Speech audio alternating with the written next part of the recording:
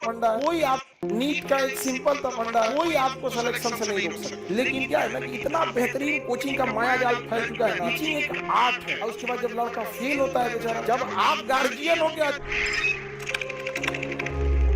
AIIMS में तो खैर बातें अलग, इंडिया लेवल की चीज हो जाती है।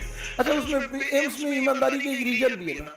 आप समझिए, एक अगर नॉर्मल आप एमबीबीएस बनते हैं तो 1 करोड़ रुपया लगता है, 5 से 6 साल लगता है उसमें। इंटर्नशिप एम लेके लंबा टाइम लग जाता है। उसमें 6 साल में आपको 1 करोड़ रुपया लगता है, बाहर से कहीं करते हैं। एम्स में 5,000। आप अंतर देख रहे हैं। एम्स में अगर आप करते हैं 5,000 में खत्म। उसमें आपको हॉस्टल देगा, खाना पीना, ग्राउंड वगैरह बहुत बड़ा। एम्स हॉस्पिटल में वो गांव बस जाता है, इतना बड़ा होता है, बहुत बड़ा। अब प्राइवेट हॉस्पिटल का कितना लगेगा? 1 करोड़।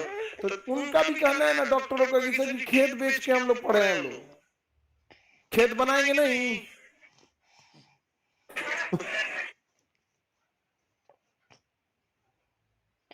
हाँ,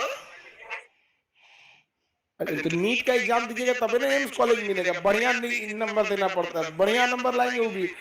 और नीट वगैरह में भी क्या है ना कि देखिए, नीट का एक सिंपल सा फंडा है। अगर आपकी एनसीईआरटी कंप्लीट है तो कोई आपको सिलेक्शन से नहीं रोक सकता, अगर एनसीईआरटी कंप्लीट है तो। लेकिन क्या है ना कि इतना बेहतरीन कोचिंग का माया जाल फैल चुका है ना नीट में कि एडमिशन लेने जाइएगा तो हर एक कोचिंग वाला अपना एक नेक्सस बना के रख लिया कि हमें बताना ही नहीं कि इसे कौन टीचर पढ़ाएगा। आप 2 लाख रुपया दे दीजिएगा, नीट में 1 लाख रुपया दे दीजिए, उनकी फीस सबसे ज्यादा है। समझा गया? यूपीएससी वालों की तो हम खटिया खड़ा कर दिए यहाँ पे। दिल्ली में सब हमको ना ऐसे घुस जाता है ना कि आदमी आ गए यहाँ पे, एकरा तो नहीं चाहिए पैसा, हम लोग को कहीं नहीं कमाने देता है ये आदमी। नहीं समझे? तो अब वो लोग नहीं पढ़ाता। अब कैसे फीस दिखता है दिल्ली में पता है? 1.5 लाख फीस, 70% ऑफ।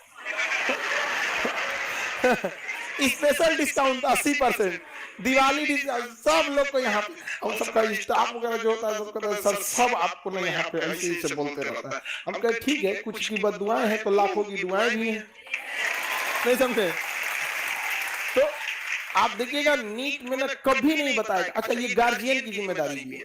बच्चे को सुसाइड कराने में सबसे बड़ा स्टार्टिंग वहीं से कर देता है। भाई जब आप अपना एक बच्चे का एडमिशन 1 लाख 1.5 लाख जब किसी कोचिंग में देते हैं, आप वहां पूछना चाहिए ना कि हमारे बच्चे को 1 साल 2 साल का ये जो कोर्स है इंजीनियरिंग मेडिकल का, कौन टीचर पढ़ाएगा? आप विश्वास नहीं कीजिएगा, हमारे पास कई ऐसे टाइपिंग करने वाले हैं जो जाके वहां पढ़ा देते हैं। समझ में आ गया कि नहीं गया? हमारे यहाँ टाइपिंग करते हैं और वहां जाके क्या कर देते हैं? टीचर करके पढ़ा देते हैं। रीजन क्या है? एडमिशन ले लिया, आपको क्या मतलब? हम सिलेबस कंप्लीट करा देंगे। सिलेबस कंप्लीट करा देना, पढ़ा देना इज नॉट टीचिंग। टीचिंग एक आर्ट है। आप जब रिवीजन करते होंगे ना तो आपको कुछ ये हमारी लिखी हुई चीजें याद आती होंगी, ये स्ट्रक्चर याद आता होगा, हम जिस लहजा में बोले वो याद आता होगा। पढ़ने के लिए तो किताबें ही हैं। नहीं समझे? खत्म करा देना सिलेबस मतलब क्या होता है? वो एक टीचर का काम होता है किस तरह से उसके दिमाग में उतार रहा है यहाँ पर।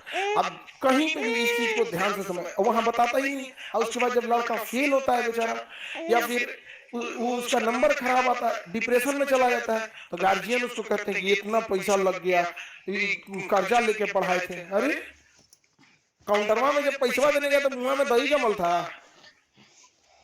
हाँ, जब आप गार्जियन हो के अधिकार नहीं ले सके तो आपका बेटा इंटर में पढ़ रहा है, इंजीनियरिंग मेडिकल वाला, क्या अधिकार मांगेगा? वहां खड़ा होकर पूछना चाहिए पूरा दोस्तों का, बताइए किस टीचर को पहले लगाएंगे या बाद में लगाएंगे, आप डिसाइड कीजिएगा। लेकिन आप तो बता दीजिएगा ना यहाँ पे। अब हम ही लोग यहाँ पे देखिए बीपीएससी क्लास ले रहे हैं, पता है ना आपको यही टीचर पढ़ाने वाले हैं। अब वो हम लोग डिसाइड आगे करते हैं ना कि कब किनका क्लास लगेगा। कभी कोई आगे, कभी कोई पूछे। अब कभी मान के चले कोई सर है जो इलाहाबाद में क्लास ले रहे हैं, कभी कोई दिल्ली में, तो आगे पीछे होना वो अलग बात है, लेकिन पढ़ा कौन रहा है ये अलग बात है।